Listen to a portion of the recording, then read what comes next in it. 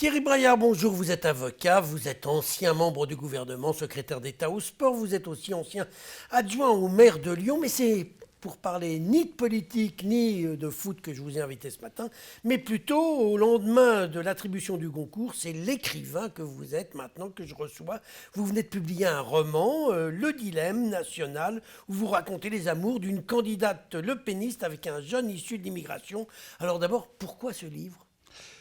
Par envie, par plaisir. Et puis j'avais envie d'écrire ce roman depuis pas mal de temps avec cette histoire qui accumule beaucoup de sujets. Le déclassement rural, qui est un vrai sujet. Le fait qu'on a beaucoup de personnes aujourd'hui qui ont des difficultés de pouvoir d'achat. Et puis découvrir un peu le Front National, le Rassemblement National aujourd'hui, à travers ce qu'il peut s'y faire et ce qu'il peut s'y dire. Voilà, et au travers d'une histoire d'amour, je trouvais ça assez original. Vous en avez assez du barreau et de votre métier d'avocat ? Non, au contraire, mais je trouve qu'il est toujours intéressant de vivre plusieurs vies dans la vie. Alors, Thierry Braillard, on dit toujours qu'un premier roman, il est largement autobiographique.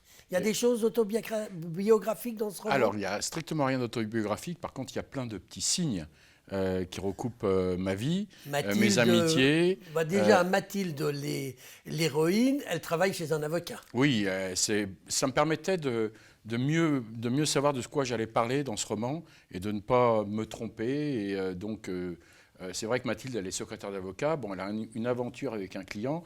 Rassurez-vous, ma propre collaboratrice n'a jamais eu d'aventure avec quelconque client. Ou elle ne vous l'a pas dit. dit. Voilà, bon. Et vous avez eu plusieurs collaboratrices depuis que vous faites ce métier, donc dans le passé, vous ne savez pas ce qui s'est passé. Ou peut-être qu'une vous a raconté ça. Non, mais il n'y a strictement rien d'autobiographique, mais par contre, c'est vrai, il y a des petits signes dans ce roman qui rappellent des choses de ma vie. Dites-moi, Thierry Braillard, alors, cette histoire, c'est une histoire un peu à l'eau de rose, ça se termine bien, on peut le dire ? Ça se termine bien. Non, parce que je pense qu'il faut que les gens lisent le roman. Ah mais ça, il faut qu'ils lisent. Parce que vous savez, c'est Lerita Mitsuko qui avait cette chanson que les histoires d'amour finissent mal. Donc on ne sait pas. Bon, ça rappelle un peu quand même la série Marseille où on avait un peu une histoire comme ça. Vous en êtes inspiré ?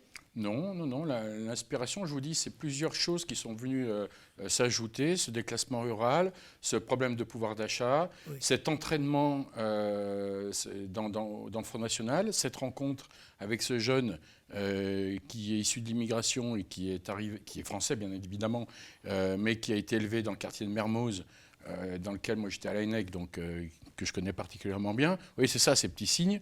Et puis après, ce dilemme qu'elle a de se dire entre cet engagement politique sur laquelle elle n'a pas véritablement voulu s'investir, et puis cette histoire, c'est le dilemme national. Voilà l'objet du livre. Oui, vous avez une vision, vous qui êtes un humaniste, vous êtes franc-maçon, tout le monde le sait. Ça, c'est vous qui le dites. Je le dis, oui. Tout le monde le sait. Je ne vous le confirme pas. Donc, non, mais je ne vous demande pas de me le confirmer. Mais je vous le dis, moi aussi, je ne vous le confirme pas.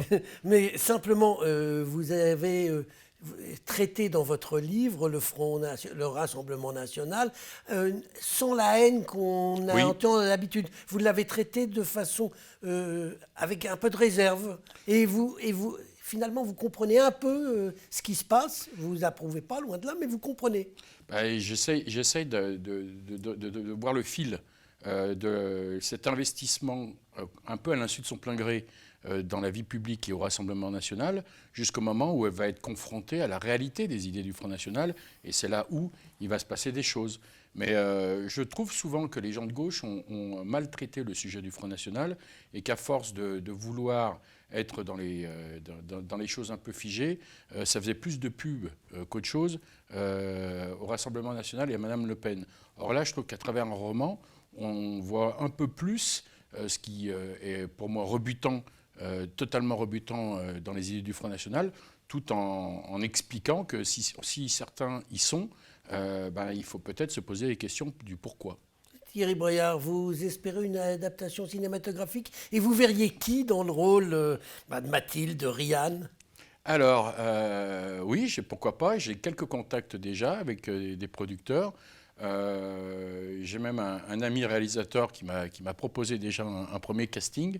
Mais bon, je vais croiser les doigts et j'aime pas trop vendre la peau de l'ours avant de l'avoir tué. Mais j'ai des idées très précises sur qui pourrait être Ryan et qui pourrait être Mathilde. Alors, vous êtes édité aux éditions Vérone. Vous avez choisi comment cette maison Vous d'édition? savez, c'est un milieu très fermé que je ne connaissais absolument pas.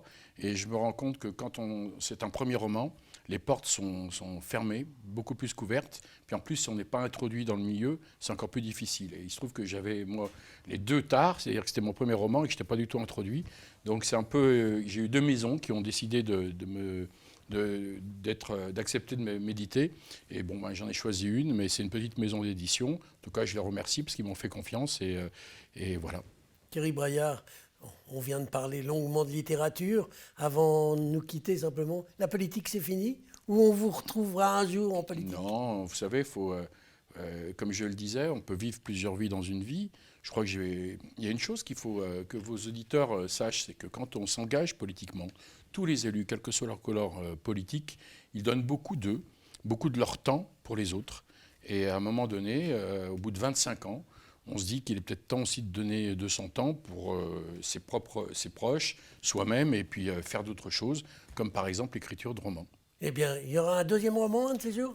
On va voir déjà, je termine la vente du premier, puis j'ai déjà une idée pour un second, toujours dans le même choix, c'est-à-dire dans le milieu politique, mais avec des histoires qui s'entremêlent. Eh bien, rendez-vous dans quelques mois, dans quelques années pour ce second roman. Pour l'instant, je rappelle donc votre roman, c'est Le Dilemme national et c'est aux éditions Vérone, comme Les Amants. Exactement.